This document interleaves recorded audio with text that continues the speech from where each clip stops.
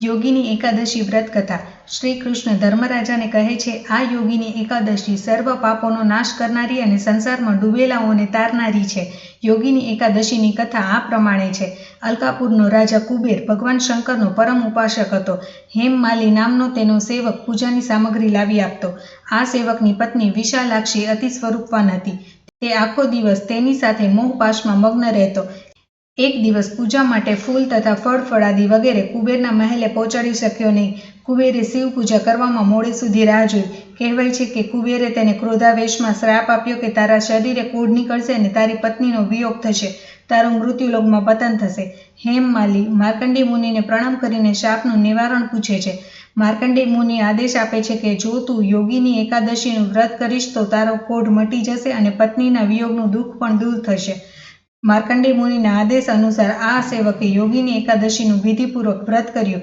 વ્રતના પ્રભાવથી તેની કાયા કંચન જેવી થઈ ગઈ. સ્વર્ગમાં પોતાની પત્ની સાથે સુખદ મિલન થયું અને તે સુખ ભોગતા થયો.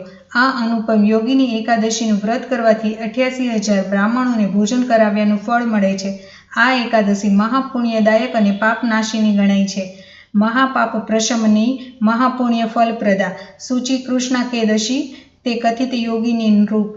યોગ શરીર અને મનનો સંયમ શીખવે છે. પ્રભુ સાથે એકતા કર્યા વિના સાચો યોગ સધાતો નથી. પ્રભુના ચરણમાં આત્મસમર્પણ દ્વારા યોગ સિદ્ધ થઈ શકે છે. આથી યોગીની એકાદશી નામાભિધાન અર્થસૂચક છે. ભગવાન શ્રી કૃષ્ણ કહે છે, હે યુધિષ્ઠિર, સાંખ્ય યોગ, ભક્તિ યોગ અને કર્મયોગના લક્ષણો એક સરખા જ છે. જ્ઞાન, ભક્તિ અને કર્મના મૂળમાં સમત્વ યોગ છે. નિર્ભયતા, અંતઃકરણની શુદ્ધિ, આચાર્યની ઉપાસના તથા શાસ્ત્રો દ્વારા પ્રાપ્ત આત્મજ્ઞાન અને ઇન્દ્રિયોના ઉપસમૂહથી આત્મામાં એકાગ્રતા કરવી તેનું નામ યોગ. આમાં દાન, દમ, ઇન્દ્રિય નિગ્રહ, યજ્ઞ, નિષ્ઠા, તપ, સરળતા અને શુદ્ધિ વગેરેનો સમાવેશ થઈ જાય છે. યોગ દૈવી ગુણ છે. તે જીવનને પ્રકાશિત કરે છે, જીવનને મહાન બનાવે છે. ભક્તિ કેમ કરવી તે યોગ સમજાવે છે. યોગ, વ્રત વગેરે જીવન જીવવાની હિંમત આપે છે. યોગ, વ્રત, તપ, ધ્યાન, ધારણા, સમાધિ વગેરે દેવી તત્વો છે. વ્રત વિના વિચારો વિકૃત થઈ જાય છે. યોગ દ્વારા ભોગ તરફ જોવાની મંગલ દ્રષ્ટિ પ્રાપ્ત થાય છે. જગતને ભોગનો વિષય નહીં પણ ભક્તિનો વિષય લાગે છે. જગત ભોગનો વિષય નથી, ભક્તિનો વિષય છે. વ્રત દ્વારા તપ કરવાનું છે, સાધના કરવાની છે. તપોદંદ્ર સહનમ તપ એટલે સુખ દુઃખ જેવા દંદ્રો સહન કરવા. નિશ્ચિત કરેલા ધ્યેયની પ્રાપ્તિ માટે વ્રતધારી જે કંઈ સુખ દુઃખ સહન કરે છે તે વ્રત છે, તપ છે. જીવનમાં ધ્યેય હોય તો તપ આવે. વ્રતની માફક તપ પણ દેવી સંપત્તિનો ગુણ છે. ઉપાસના એટલે સાધના. સાધનાનું અંતિમ સોપાન સમાધિ છે. આ યોગની એક એવી અવસ્થા છે જેમાં યોગીને કે સાધકને મોક્ષ પૂર્વેની સ્થિતિમાંથી પસાર થવું પડે છે. યોગશાસ્ત્ર સમાધિ દ્વારા મોક્ષપદની પરમ પ્રાપ્તિનો આગ્રહ રાખે છે. સમાધિ અવસ્થામાં સાધક પોતાની ઉપાસનાના અંતિમ લક્ષ્ય કે અંતિમ ધ્યેયને પ્રાપ્ત કરવામાં સફળ થાય છે. યોગશાસ્ત્રની પરિભાષા અનુસાર ધ્યાન કરતાં કરતાં ચિત્ત જ્યારે લક્ષ્ય કે ધ્યેયના આકારમાં મળી જાય છે, તેના ધ્યેયથી જ તેની ભિન્ન સ્થિતિ હોતી નથી, તે સમયે જ તે ધ્યાન સમાધિ કહેવાય છે. યોગ દર્શનમાં મહર્ષિ પતંજલિએ કહ્યું છે કે જ્યારે ધ્યાનમાં માત્ર ધ્યેયની જ પ્રતીતિ કે અનુભૂતિ થાય છે અને ચિત્ત પોતાનું સ્વરૂપ શૂન્ય સમાન થઈ જાય છે, ત્યારે તે ધ્યાન જ સમાધિ બની જાય છે. એકાદશીના વ્રત દરમિયાન ઉપાસના દ્વારા ઉપાસકની કે વ્રતધારીની આધ્યાત્મિક ઉન્નતિ અને મુક્તિ થાય છે.